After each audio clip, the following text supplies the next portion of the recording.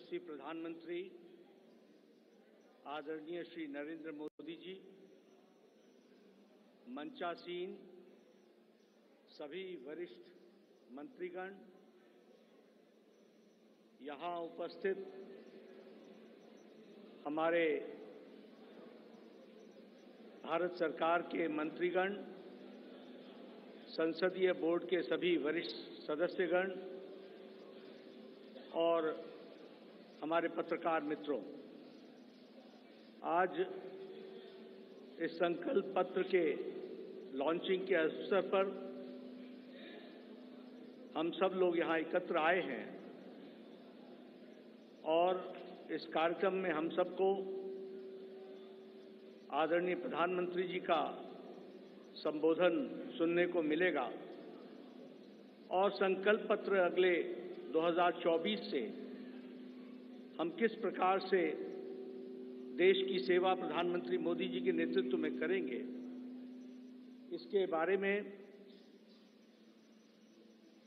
हम सब लोगों को जानकारी मिलेगी। आज इस अवसर पर सबसे पहले तो मैं आदरणीय प्रधानमंत्री जी का आज के कार्यक्रम में आने के लिए हार्दिक अभिनंदन करता हूं और स्वागत करता हूं। प्रधानमंत्री जी जब भी पार्टी की कोई भी गतिविधि होती है, उस गतिविधि के साथ वो अपने आप को जोड़ते हैं और जैसा मैंने पहले भी कहा है कि तमाम प्रधान प्रशासक होने के नाते जिम्मेवारियों को निभाते हुए पार्टी उनकी हमेशा पहली प्रायोरिटी रही है और पार्टी को वो हमेशा जब भी हमने समय मांगा तो उनका मिला है। आज वो फिर इस चुनावी कार्यक्रम में और अन्य व्यस्तताओं के बीच में आप हम सब के बीच में हैं। आपका पुनः अभिनंदन और स्वागत है। आज भारत रत्न डॉक्टर भीमराव अंबेडकर जी की जन्म जयंती है। हम सब की ओर से उनको श्रद्धांजलि पूर्वक नमन। और हम सब जानते हैं कि डॉक्टर अंबेडकर जी ने अपना सारा जीवन सामाजिक न्याय के लिए पूरी ताकत के साथ सामाजिक न्याय की लड़ाई उन्होंने जीवन भर लड़ी। ऐसे डॉक्टर भीमराव अंबेडकर जी के रास्ते पर चलते हुए भारतीय जनसंघ से लेकर भारतीय जनता पार्टी हमेशा इस विचार को और सामाजिक न्याय की लड़ाई सत्ता में रहे तो भी और सत्ता में न रहे तो भी हमेशा इस सामाजिक न्याय की लड़ाई को हम सब लोगों ने लड़ा है। हम जानते हैं कि आज संकल्प पत्र को लोकार्पण होगा, लॉन्चिंग होगी, लेकिन हम सबको यह भी ध्यान में रखना चाहिए कि भारतीय जनता पार्टी और शुरू में जनसंघ काल से लेकर यह वैचारिक अधिष्ठान आइडियोलॉजिकल बेस्ड पार्टी होने के नाते एक विचारों को लगातार आगे बढ़ाते हुए उस वैचारिक अधिष्ठान की यात्रा में हम सब लोग सम्मिलित हैं और हर बार जब चुनाव आता है तो उसी वैचारिक यात्रा को आगे बढ़ाने का क्रम हम सब लोगों ने किया है और उसको आगे बढ़ाया है। जिस बात को 1952 में श्यामा प्रसाद मुखर्जी जी ने कही, जिसे आगे पंडित दीनदयाल उपाध्याय जी ने आगे बढ़ाया, उस विचारधारा से हम कभी डिगे नहीं, हम उसको समर्पित रहे और उसको आगे बढ़ाने में हम सब लोगों ने भरसक प्रयास किया है। और हम कह सकते हैं कि मैनिफेस्टो या संकल्प पत्र यह उस विचारधारा, उस वैचारिक अधिष्ठान का अनफोल्डमेंट है। उसी को आगे किस तरीके से बढ़ाया जाए, उस यात्रा को आगे बढ़ाने का काम हम सब लोगों ने किया है। हम सब जानते हैं एक समय में हमने एकात्म मानववाद की बात कही, उसी को आगे हम लोगों ने जब हम सरकार में आए तो अंत्योदय के रूप में हम लोगों ने उसको स्थापित किया और प्रधानमंत्री मोदी जी ने उसको सरल भाषा में सबको समावेश करते हुए और सबकी भाषा में उसको सबका साथ, सबका विकास, सबका विश्वास, सबका प्रयास से जोड़ते हुए नीतियों को आगे बढ़ाने का काम किया। मुझे याद है कि 2014 में जब प्रधानमंत्री मोदी जी संसदीय दल के नेता सेंट्रल हॉल में चुने गए थे, तो उस समय उन्होंने बड़े स्पष्ट शब्दों में कहा था कि हमारी सरकार गरीब को समर्पित है, हमारी सरकार गांव के विकास को समर्पित है, हमारी सरकार जो समाज के अंतिम पायदान पर खड़ा व्यक्ति है उसको समर्पित है। और उसी को कार्य रूप देते हुए 2014 से एक लंबी यात्रा करते हुए पिछले 10 वर्षों में प्रधानमंत्री मोदी जी के नेतृत्व में देश ने इन सारे आयामों को बखूबी जनता को, गांव गरीब की चिंता करते हुए उसको आगे बढ़ाने का काम किया है। मित्रों, मैं यहां एक बात और भी कहना चाहता हूं कि जब देश की जनता क्लियर मैंडेट देती है तो नतीजे भी बड़ी स्पष्टता के साथ आते हैं। हम सब लोग जानते हैं कि 2014 में प्रधानमंत्री मोदी जी के नेतृत्व में हमारा वोट शेयर 31% पहुंचा, 282 सीटें हमने लोकसभा की जीती। और 2019 में प्रधानमंत्री मोदी जी के नेतृत्व में हमने अपना ही रिकॉर्ड तोड़ा और हमारा वोट शेयर 37.3% तक पहुंचा और हमारा वो सीट शेयर 303 सीटें हम लोगों ने लोकसभा में जीती।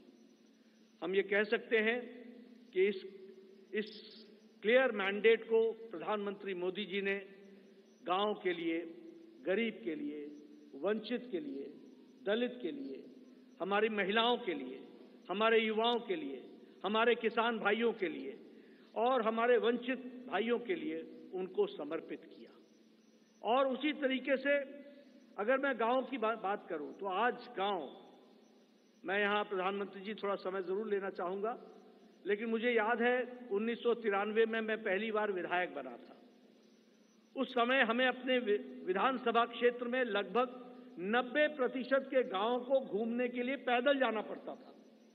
आज हम कह सकते हैं कि ग्रामीण सड़क 3,80,000 किलोमीटर की ग्रामीण सड़कें बनी हैं, ऑल वेदर रोड बना और ऑल वेदर रोड के माध्यम से पक्की सड़कें बनी। आज हमारे इलाकों में कोई ऐसा गांव नहीं रहा जहां हम पक्की सड़क से पहुंच नहीं सकते। यह बदलता भारत की तस्वीर हमने देखी है। उसी तरीके से अभी 60,000 नए गांवों को पक्की सड़कों से जोड़ने का काम हुआ है और ऑल वेदर रोड्स बनी है। कभी हमने कल्पना नहीं की थी कि गांव का सशक्तिकरण होगा, कभी गांव में भी कोई ऑप्टिकल फाइबर पहुंचेगा। लेकिन आज मुझे खुशी है कि आपके नेतृत्व में 2 लाख पंचायतों को आपके नेतृत्व में ऑप्टिकल फाइबर से जोड़ दिया गया है और उनको भी इंटरनेट फैसिलिटीज के साथ जोड़ा गया है। गरीब कल्याण की बात करें तो एक समय में यह असंभव सी बात लगती थी कि हम गरीब तक अन्न पहुंचा सकेंगे, लेकिन आपने त्रासदी में भी अवसर ढूंढ करके प्रधानमंत्री गरीब कल्याण अन्न योजना की स्कीम को आगे बढ़ाया। 80 करोड़ की जनता को या तो 5 किलो गेहूं या 5 किलो चावल या 1 किलो दाल ये देने की व्यवस्था की। आज उसके कारण हम ये कह सकते हैं कि लगभग 25 करोड़ लोग, भारत की आबादी आज गरीबी की रेखा से ऊपर उठ करके अबव पॉवर्टी लाइन में आ गई, बिलो पॉवर्टी लाइन से निकल गई। ये भी हमारे सामने। और इंटरनेशनल मॉनिटरी फंड के अनुसार अति गरीबी भारत में अब 1% से भी कम हो गई है, 0.08% 7% पर लाकर के खड़ा किया है। उसी तरीके से आवास योजना मैं यहां बार बार सुनाता हूं और मुझे वो बार बार इच्छा भी होती है बताने की, क्योंकि वो धरातल की सच्चाई थी। एक समय में हमारे यहां हमारा ब्लॉक डेवलपमेंट ऑफिसर आके बताता था कि एमएलए साहब, आपके यहां एक पंचायत में 2 इंदिरा आवास योजना मिली है, 2। अब बताओ इसको किसको दें? और मेरे लिए प्रश्न उठता था कि ये किसको दें, क्योंकि एक अनार 100 बीमार मैं किसको दूंगा? मैं बीडीओ साहब को कहता था कि आप ही तय करो कौन से मापदंड पर आप दे सकते हो। लेकिन आज 4 करोड़ प्रधानमंत्री आवास योजना में पक्के घर बन गए। और आगे भी इस कार्य को आगे जारी रखा गया है। उसी तरीके से महिलाओं की चिंता की बात करें, आज जनधन खाते में 50 करोड़ में से 55.5% जनधन खाते महिलाओं के नाम पर खाते खुले हैं, यानी महिलाओं का सशक्तिकरण हुआ। ये भी हमें ध्यान में रखना चाहिए। उज्ज्वला योजना, ये योजना आप सब लोग शहर में रह करके आपको लगता होगा हाँ गैस का सिलेंडर मिल गया, लेकिन ये इतनी ही छोटी कहानी नहीं है। हमारी बहनें गांव में 5 बजे सुबह उठती थी, जंगलों में जाती थी, लकड़ियां काटती थी, आ करके चूल्हा जलाती थी, फूकनी से फूक फूक करके चूल्हा जलाती थी, धुआं को अपने छातियों पर लेती थी, रेस्पिरेटरी सिस्टम डिसऑर्डर होता था और आंखों में पानी आता था और घंटों के बाद वो जाकर के चाय बना पाती थी। आज 5 मिनट के अंदर गैस के चूल्हे के कारण नारी सशक्तिकरण किस तरीके से हुआ, इस उज्ज्वला गैस के कारण, और 10 करोड़ से 10 करोड़ सिलेंडर्स इस तरीके से और गैस के कनेक्शन दिए गए। सबसे बड़ी बात है, मुझे याद है, मैं बताना चाहूंगा, जब मैं छोटा था और जब मैं कभी भ्रमण पर सुबह सुबह निकलता था तो मैं देखता था कि गांव की बहनें झुंड के झुंड सिर्फ अपने दैनिक नित्य क्रम के लिए नेशनल हाईवे से होते हुए गांव और खुले में उनको शौच जाना पड़ता था। दैनिक जीवन में अपने इस तरीके का जीवन देखती थी। सूर्योदय और सूर्यास्त का इंतजार करना पड़ता था। आज 11 करोड़ इज्जत घर बनाकर 11 करोड़ बहनों को इज्जत देने का काम और life with dignity, human dignity, women dignity, इसकी चिंता अगर हुई तो वो प्रधानमंत्री मोदी जी के नेतृत्व में हुई है, वो भी हम सबके ध्यान में। जैसा मैंने कहा, आज हमारा वैचारिक अधिष्ठान, क्लियर मैंडेट के क्लियर रिजल्ट्स होते हैं और क्लियर मैंडेट आपने दिया, उसका क्लियर नतीजा निकला और वह नतीजा ये है, हमने 1951-52 में कहा एक देश में 2 निशान, 2 विधान, 2 प्रधान नहीं चलेंगे।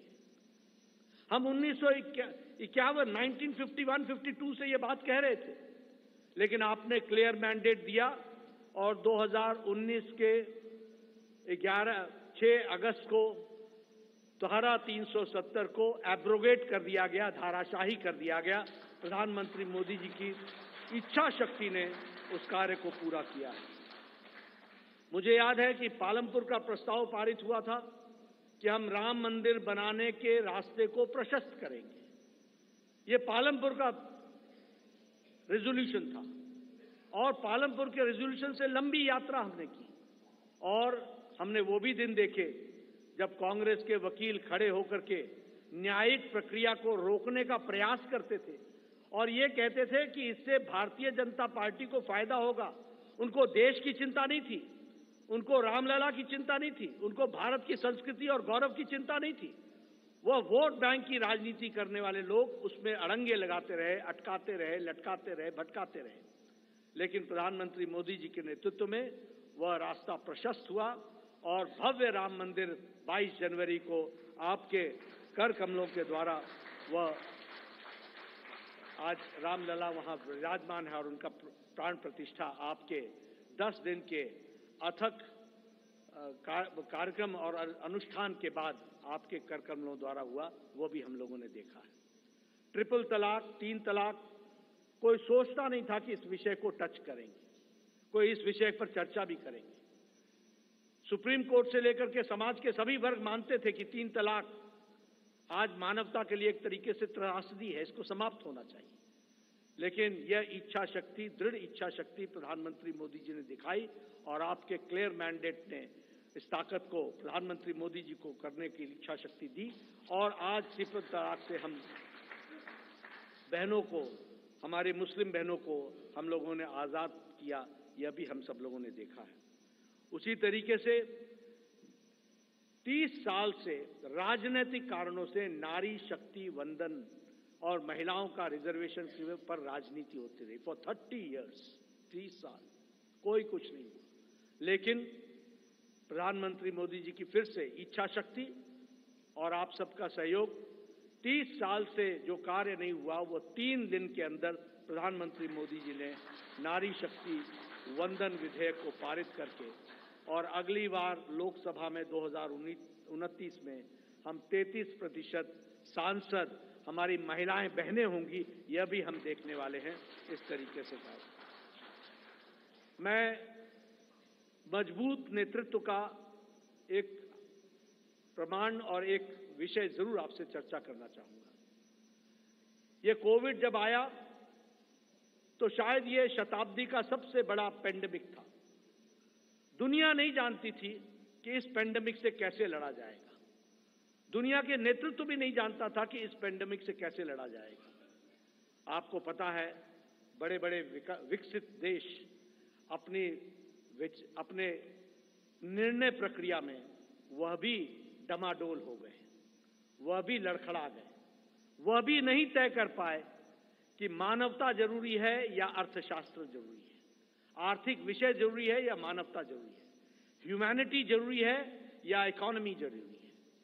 और बहुत से देश, विकसित देश, लॉकडाउन लगाएं कि नहीं लगाएं, लगाएं कि नहीं लगाएं, इस बीच में वो पेंडुलम की तरह डोलते रहे। लेकिन प्रधानमंत्री मोदी जी का नेतृत्व, मजबूत इरादे, दूरदृष्टि, इस बात को ध्यान में रख करके उन प्रधानमंत्री जी ने कहा, जान है तो जहान है, और लॉकडाउन लगाया।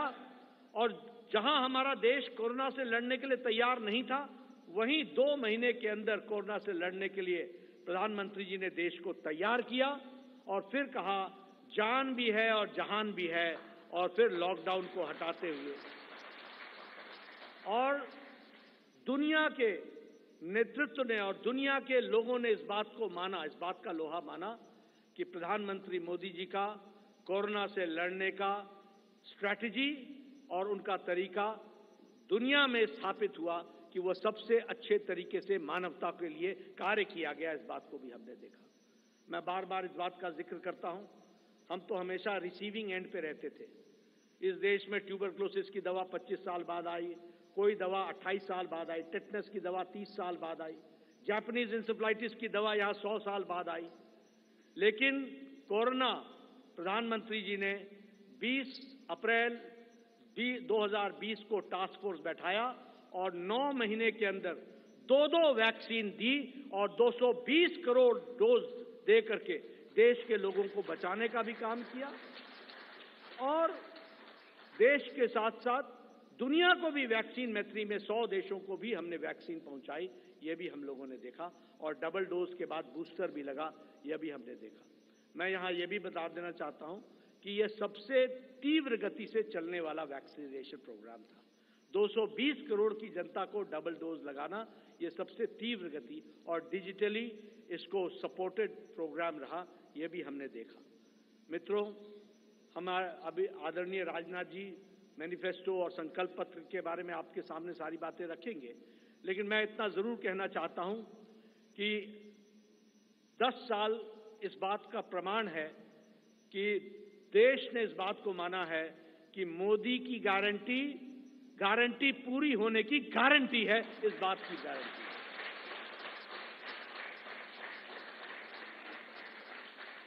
और यहां मैं स्वास्थ्य से जरूर जुड़ा हुआ विषय जरूर कहूंगा।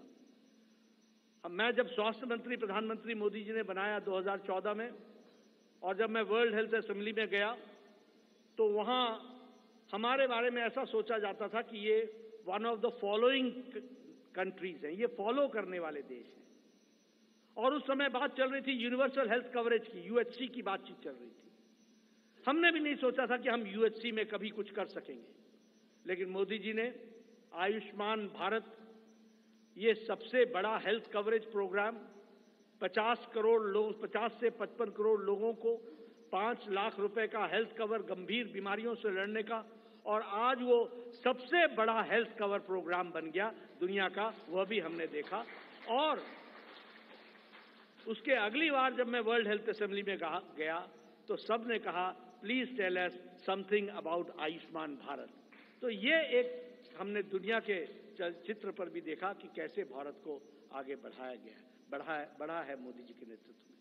इसलिए मैं एक बात फिर कहूंगा कि आज जो संकल्प पत्र आदरणीय प्रधानमंत्री मोदी जी जिसके बारे में जिनका हमें संबोधन मिलेगा, वह एक लंबी छलांग भारत को, विकसित भारत को पूरा करने में अपना पूरा योगदान करेगा, यही मुझे पूरा विश्वास है। इन्हीं शब्दों के साथ मैं पुनः प्रधानमंत्री जी का और आप सबका धन्यवाद करता हूं।